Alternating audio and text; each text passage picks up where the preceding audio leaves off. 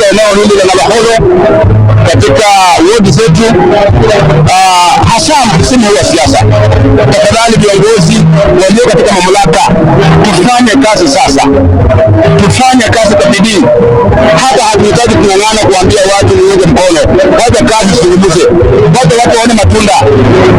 Kuna vitu vingi bado vinadai, kwa mfano barabara zetu hasa kiwango ambacho tunahitaji.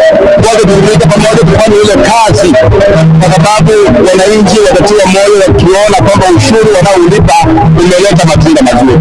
Na wale ambao wanaingia, nitawasihi kwamba wao wa kweli pia.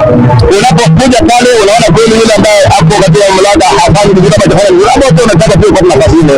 Na ni vizuri pia kama tutakuwa na transition, kwa sababu siwezi bila kufanya kazi mimi kama pengine askofu miaka yote. Kila generation mmoja anainua watu wa kufanya kazi. Ninaamini wakati mmoja nitatoka mwingine aingie, na hivyo nikipata nafasi nafanya kwa bidii kwa wakati ambao Mungu ananipa ile neema.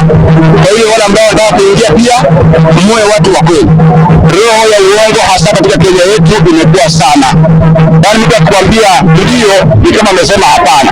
Na kusema hapana ni kama amesema ndio. Mungu hawezi bariki nchi ya aina hiyo.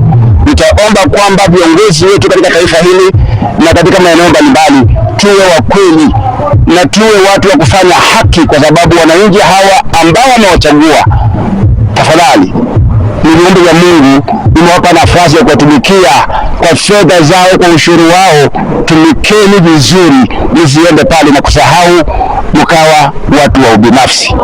Kwa hivyo hiyo ni shauri langu bado nataka nitoe, na asanteni sana watu wa media kwa sababu